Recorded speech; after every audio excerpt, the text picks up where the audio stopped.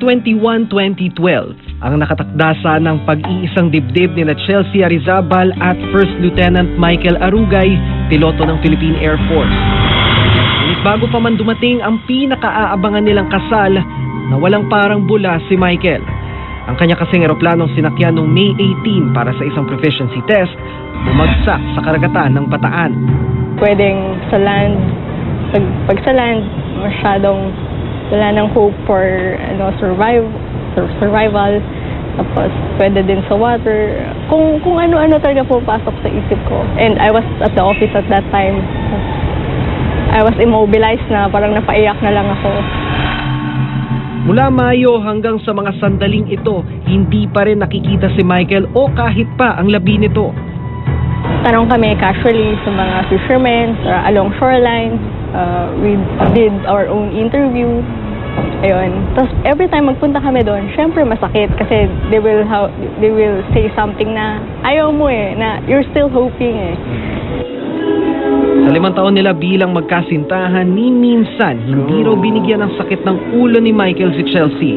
Ang paborito niyang alaala kay Michael, laging pagkanta nito sa kanya.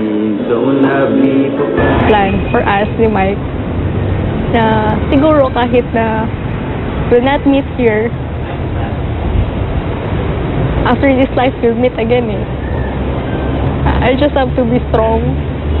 I just have to live my life para sa next life. Sabi din sa akin ni Miss Jenny, you have to be happy para pagkita niya ni Mike, may kakwento ka sa kanyang masaya. Kaya kahit na masakit,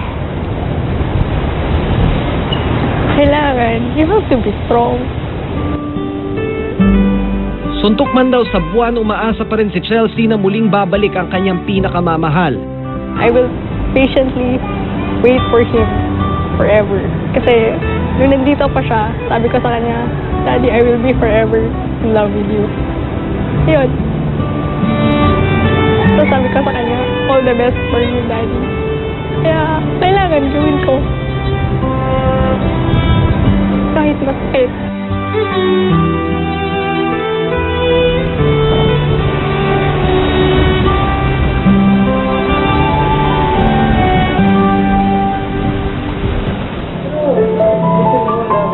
Ang mga magulang naman ni Michael, labis din ang pagkagulat sa nangyari sa kanilang panganay. Mula Tuguegarao, agad silang napasugod sa Bataan para hanapin si Michael. Hindi naman siya nagpaparamdam sa amin. Tagal na lang panahon na ito, kung talagang may nangyari sa kanya, di nagparamdam na siya. Hindi naman natin alam kung ano talaga tunay na nangyari sa kanya. Malaking karangalan daw sa kanila ang pagkakaroon ng anak na nagtapos ng cum laude mula pa mismo sa Philippine Military Academy. Cum laude. Ano pong feeling sa pamilya po? Oo, proud na. Proud. Lahat ng kahit yung mga pinsan niya, proud sa kanya. Siya ang kauna-unahang pumata sa PMA doon sa baryo namin. Pero naniniwala pa rin silang sa tulong ng Diyos, muling mabubuo ang kanilang pamilya. Lagi kasing positive ang ako na buhay na buhay pa yung anak ko. Kaya yun, pag nakalala ko siya lang yun ang lagi kong naisip. Parang napadpad lang sa ibang isla ang tingin ko. Kasi talaga wala namang sign na nagpapanggap na ano na siya, gano'n. Miss ka na namin lahat. Lalong-lalo ng mga kapitbahay natin. Love na love nila.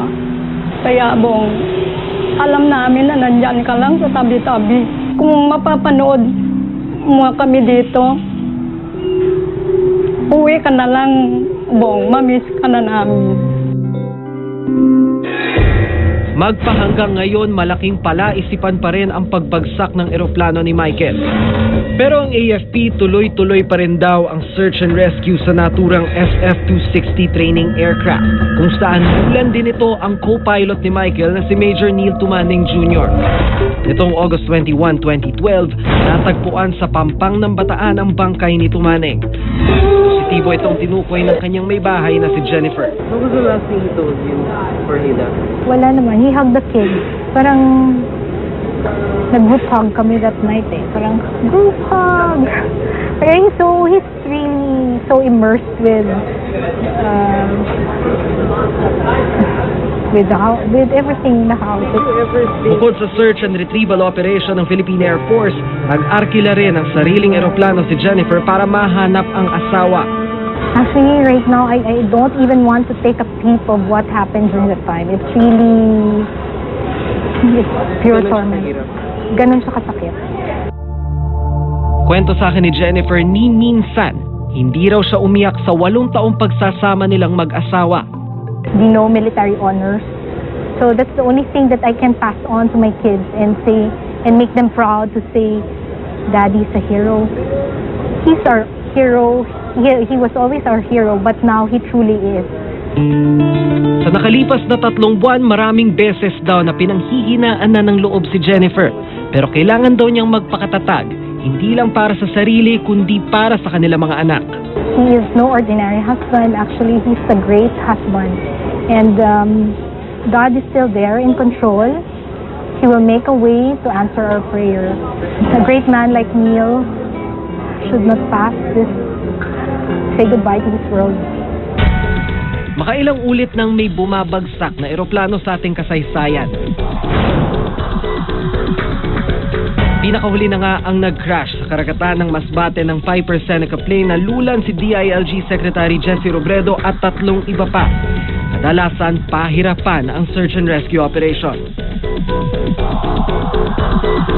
Ngunit ang masaklap pang katotohanan, may ilang mga sakay na mga bumagsak na eroplano na magpahanggang ngayon hindi pa rin natatagpuan kahit taon o dekada